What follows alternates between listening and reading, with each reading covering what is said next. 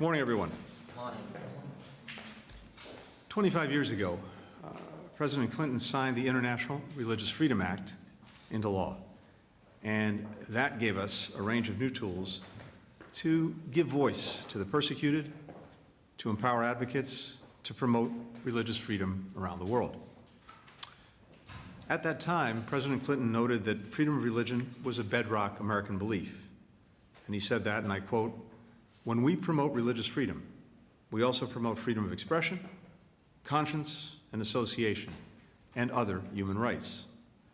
The Universal Declaration of Human Rights affirms this same interdependence. Religious freedom is also vital to stable, secure societies. When each person is respected for their beliefs, they are more empowered to reach their full potential, which in turn lifts entire communities and societies. Today, the State Department is releasing the 2022 International Religious Freedom Report, which provides a fact-based, comprehensive view of the state of religious freedom in nearly 200 countries and territories around the world. This report wouldn't be possible without the contributions of our civil society partners around the globe who help to shine a spotlight on abuses and advocate for victims of religious persecution. We are grateful for their vital work. This report assesses the actions of countries that are our partners and those with whom we have disagreements, evaluating all by the same standards.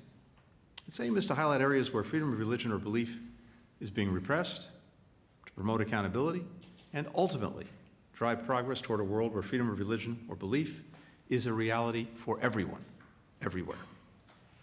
Over the past year, we've seen real progress in some parts of the world on expanding religious freedom as people demanded their rights, civil society groups pushed for change, and governments listened. Belgium formally recognized its Buddhist minority, which entitles Buddhist religious organizations to teach their faith in state schools and eventually to apply for federal funding to do so. Lawmakers in Brazil codified religious freedom guarantees for Afro-Brazilian indigenous communities at the municipal and state levels across the country. They also passed legislation making it a crime to carry out discriminatory acts against any religious practices. Canada and the European Union both created new offices to combat Islamophobia, while Croatia appointed its first special advisor for combating anti-Semitism. In the Central African Republic, the country's special criminal court continued to prosecute cases of religious-based violence and other human rights violations against civilians since the military coup in 2003. And more broadly, civil society and other concerned governments around the world have successfully secured the release of many who've been detained, even imprisoned, for exercising their freedom of religion or belief. Now, that's the positive news. Unfortunately, the report also documents the continuation and, in some instances, the rise of very troubling trends. Governments in many parts of the world continue to target religious minorities using a host of methods, including torture, beatings, unlawful surveillance, and so-called re-education camps. They also continue to engage in other forms of discrimination on the basis of faith or lack of faith, like excluding religious minorities from certain professions or forcing them to work during times of religious observance. Governments used anti-conversion, blasphemy, apostasy laws, which ban the act of leaving a faith, to justify harassment against those who don't follow their particular interpretation of a theology, often weaponizing those laws against humanists, atheists, and LGBTQI+ individuals. Around the world, citizens and civil society organizations stepped up to counter these acts, often at great personal risk. NGOs like Campaign for Uyghurs and Uyghur Human Rights Project are documenting the genocide and crimes against humanity against predominantly Muslim Uyghurs in Xinjiang, China. Human rights defenders are sounding the alarm on attacks on the Catholic Church by the Ortega Murillo regime in Nicaragua. Lawyer Martha Patricia Molina Montenegro's reporting exposed more than 160 attacks against the church and its members since in 2022, from desecrations to arbitrary arrests. One of those unjustly detained was Rolando Alvarez, a bishop who criticized the regime's crackdown on civil and religious liberties and was promptly labeled a traitor to the homeland and sentenced to 26 years in jail. People across Iran, led by young women, continue peaceful protests demanding their human rights, including freedom of religion, galvanized by the killing of Mahsa Amini, who was arrested by the so-called morality police because her hijab did not fully cover her hair. Amidst the Burma military regime's ongoing repression of religious minorities, thousands of teachers from Muslim, Buddhist, Christian, and other religious backgrounds continue to teach the importance of human rights, including religious freedom and respect between religions. The United States will continue to stand with and support these brave advocates for religious freedom. We'll keep advocating for religious freedom in countries where the rights are under attack, both publicly and directly in our engagement with government officials. We'll keep working to defend and promote religious freedom here at home, including through the interagency group that President Biden created in December to combat religious bias and discrimination. We defend the right to believe or to not believe, not only because it's the right thing to do, but also because of the extraordinary good that people of faith can do in our societies and around the world to promote peace, to care for the sick, to protect our planet, to expand opportunity for underserved communities, and so much more. So, this is an enduring commitment of this administration. This report, released today, reflects the picture that we saw emerge in 2022. But we are acting on the findings and observations of the report every single day in our efforts around the world to advance freedom of religion and belief. The person who's leading our efforts in that regard is Ambassador Rashad Hussain. It is my pleasure to turn the podium over to him now. Rashad.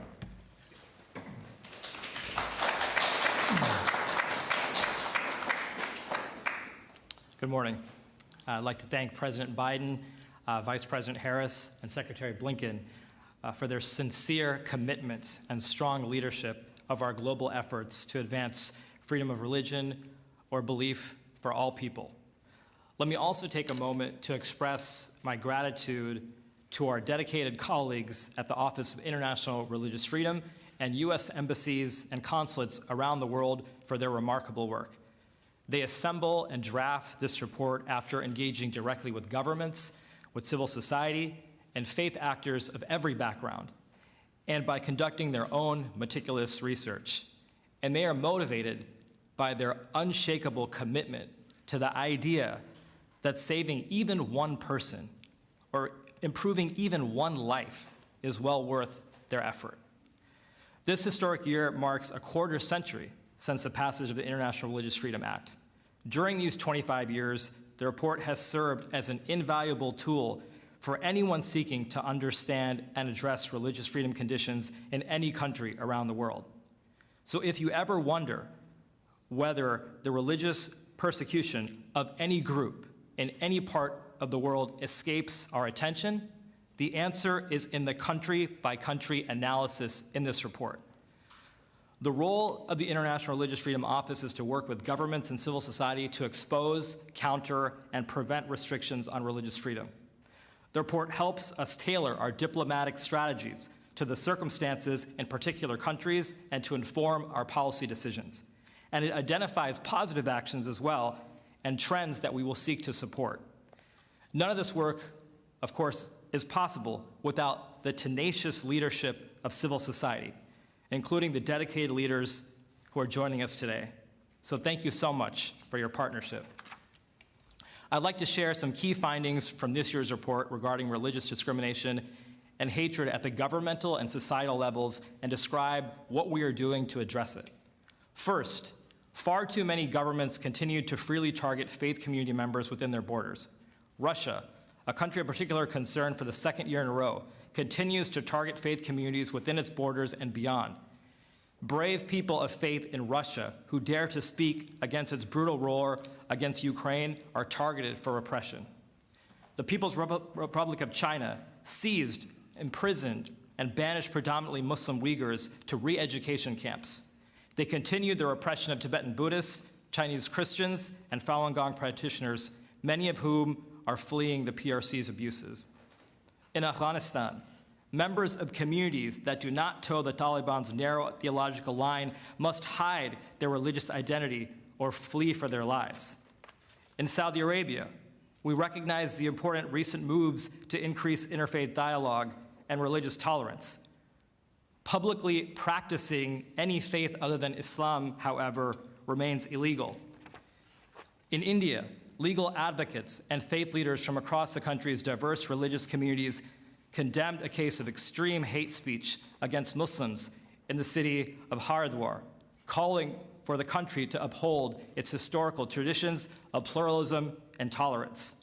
And the Burma military regime continues to repress the Rohingya population, causing many to flee their homes. Our report also describes our response. We address these concerns directly with governments. We meet with and listen to victims. We partner with civil society, and we also urge other countries and multilateral organizations to speak up, to build coalitions, and decry violations and abuses of the freedom of religion or belief. As we do this work of advocating for people all around the world, we are sometimes asked, who are you as the United States to speak to other countries about their human rights conditions? Well, I believe that we are uniquely situated to stand up for religious freedom around the world for a number of reasons. First of all, we are ourselves a country founded on religious freedom, founded by individuals fleeing religious persecution themselves. They felt so strongly about this right that they enshrined it in the First Amendment in our Constitution's Bill of Rights. And we are a country of immigrants. People come to the United States from all around the world and demand that their elected representatives and government officials promote our values in their homelands. They would have it no other way. So who are we to stand up for religious freedom around the world? In many ways, we are representatives of the rest of the world gathered here in the United States. And we also don't walk away from discussing our efforts to form a more perfect union here at home. A second theme and trend the report highlights is the increase of government restrictions on access to holy sites and places of worship. We have all seen the sad pictures of Ukraine's civilians sifting through the rubble of their beautiful and historic churches, destroyed by Russia's brutal war of aggression. Uyghurs have witnessed the PRC government destroy or repurpose their mosques or cemeteries. Authorities also destroyed the monasteries of Tibetan Buddhists and expelled monks and nuns. On my trip to Jerusalem and the West Bank last month, I joined services at Al-Aqsa Mosque, attended the Holy Fire ceremony at the Church of the Holy Sepulchre, and visited the Western Wall during the convergence of Ramadan, Orthodox Easter, and Passover. I sat down with government leaders, as well as leaders of the Christian, Jewish, and Muslim communities to discuss the importance of religious coexistence and protecting access to these religious sites. Third, many countries continue to legislate and enforce apostasy, blasphemy, and anti-conversion laws and related policies. These laws are direct attacks on the right to freedom of religion or belief. They criminalize religious expression and justify discrimination and harassment against members of minority religious groups or others who do not conform with the dictates of the approved theology. Fourth, the report shines a light on the need for governments to ensure equal access to primary services for all, including education. Despite the near universal consensus among Islamic scholars regarding the right to education for women and girls, the Taliban, in the name of religion, continues to rob women and girls of this fundamental right. In Nigeria, yesterday, Leah Sharifu turned 20 years old, but remains captive to the Islamic State in West Africa province after being kidnapped 6 years ago. On the sidelines of last year's UN General Assembly, I unveiled Pathways to Respect, an effort that highlights the importance of educational initiatives to prevent and combat hatred. Many of these efforts, such as the 2016 Marrakesh Declaration, play a critical role in educating publics broadly, not just in the formalistic classroom setting, on the rights of religious minorities. I would be remiss not to mention the countless young people who have been forced to flee their homes based on their beliefs regarding religion and find themselves locked out of any education at all. I had the opportunity to visit some of them in Rohingya refugee camps in Bangladesh. Finally, in addition to discriminatory laws and policies, the report describes growing bigotry at the societal level in many places around the world. Let me note the ongoing and deeply disturbing proliferation of anti-Semitism, anti-Muslim hatred, and xenophobia that target religious and non-religious communities. We are seeing increasing links between these forms of hatred and between those who propagate them at home and abroad. Earlier this year, I traveled with Second Gentleman Douglas Emhoff and Ambassador Deborah Lipstadt to the Holocaust sites on International Holocaust Remembrance Day. We continue to participate in the White House-led interagency effort to combat anti-Semitism, Islamophobia, and other forms of hatred. And on March 15th, the anniversary of the Christchurch massacre, the United States joined with countries around the world on the first International Day to combat Islamophobia. Despite the challenges we faced, and in many ways because of these shared challenges, defenders of human rights are building a global movement to respond.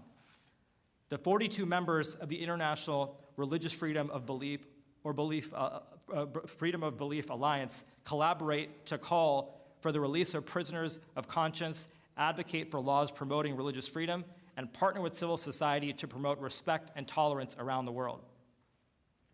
The International Contact Group and civil society coalitions of religious, non-religious, humanitarian, and development organizations cast light on religious freedom violations. They give voice to those who are locked away or forcibly disappeared. And in London last July, I had the honor to join thousands from countries around the world at the International Religious Freedom or Belief Ministerial. The Czech Republic will serve as this year's host.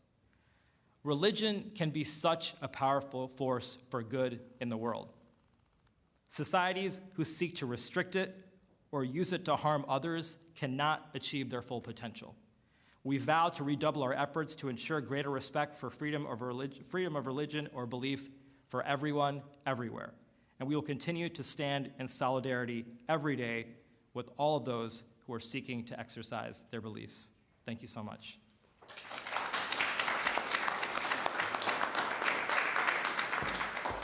Thank you very much. Thanks to everyone for being here today. Thanks for your work every single day to advance religious freedom and freedom of belief around the world. Thank you all.